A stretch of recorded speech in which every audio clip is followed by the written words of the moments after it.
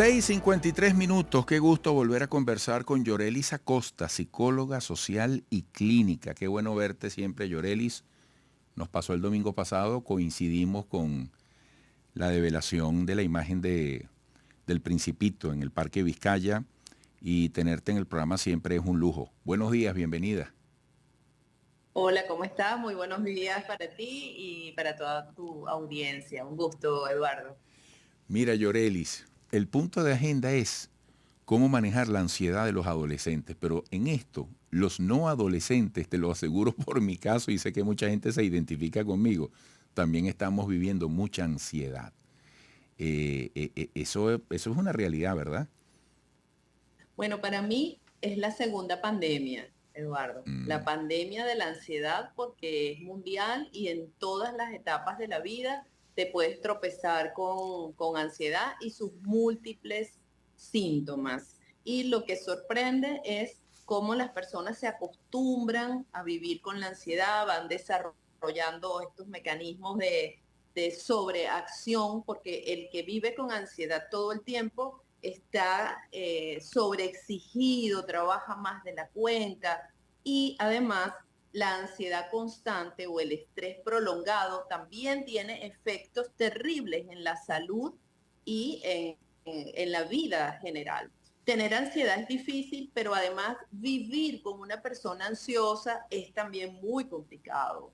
Y como tú dices, no solo en los adolescentes, en la universidad para mí es muy frecuente encontrarme a los estudiantes. Los estudiantes en general hacen dos picos de ansiedad. Uno, cuando están entrando a la universidad, porque el cambio es muy abrupto, y un llamado a los padres. Los padres tienen altas expectativas cuando sus hijos empiezan un ciclo nuevo y se sienten orgullosos, mi hijo está en la universidad, y lo sueltas pensando que va a madurar o que se va a hacer mujer u hombre desde julio, que termina sus estudios, a octubre, cuando empieza la universidad.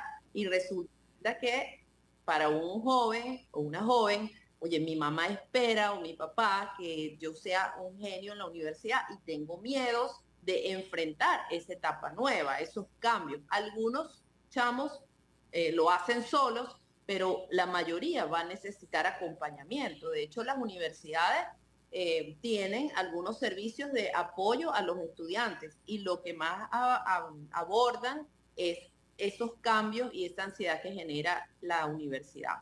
El otro pico lo observamos al final de la carrera, cuando ya estás terminando. Muchos trabajan y estudian y esa doble jornada, el ya soy un adulto, también genera mucha ansiedad. O se acabó la universidad y ahora qué, ¿okay?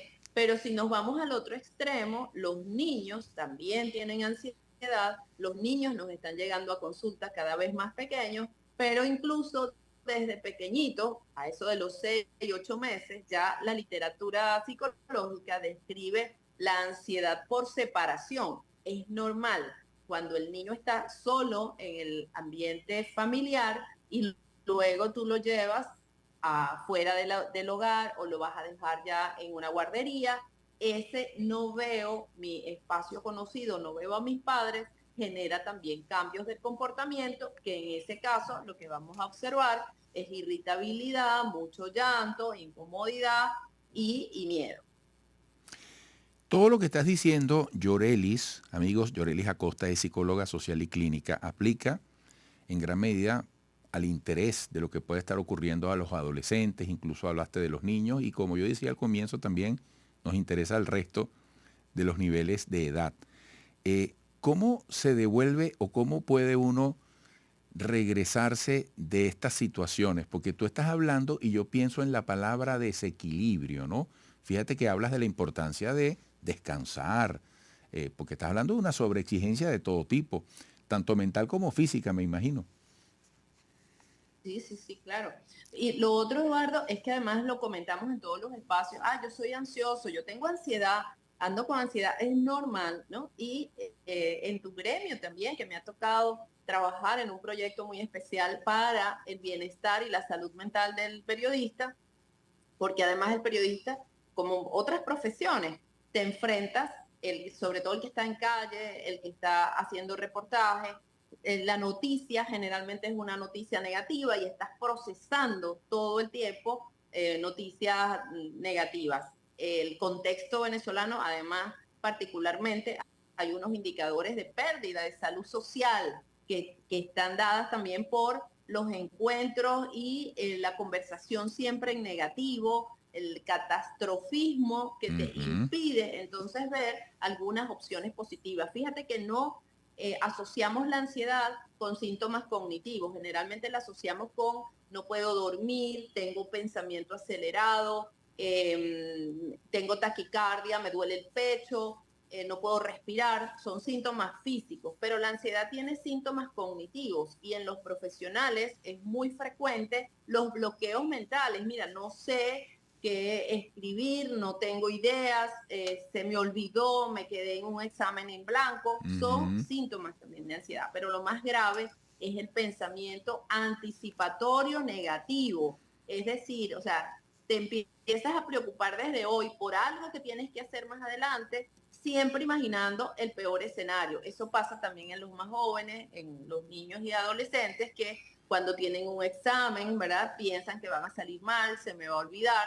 Entonces hay que reeducar, hay que reentrenar los comportamientos, la mente, las emociones. Los casos más extremos, Eduardo, que me he encontrado es que las emociones que predominan son las emociones negativas y cuando la persona llega a sentir tranquilidad o alegría, se siente extraño, dice, pero ¿qué es esto? ¿No? O sea, estamos tan acostumbrados a manejarnos solo en emociones negativas que las positivas nos resultan difíciles de procesar y disfrutar. Eso de no me permito estar sin hacer nada, pero ¿cómo yo voy a estar descansando? Tengo tantas cosas por hacer. Ese pensamiento convulsionado, ¿no? En bucle, Sí. que atormenta mucho. Mira, Yorelis, eres mi ídolo, te admiro y sufro cada vez que debo poner fin a las conversaciones por el amigo reloj, pero espero que volvamos a conversar. Y esta última parte da, desde tu discurso, un tema interesante, ese catastrofismo, esa visión negativa, esa intención anticipatoria negativa, imaginar el peor escenario. Eso me gustó mucho porque creo que también nos ocurre, ya sea porque estamos en eso o porque lo percibimos, nos puede llegar a permear de otros porque hay como una corriente, no sé si decirle mayoritaria, de gente que ve las cosas así.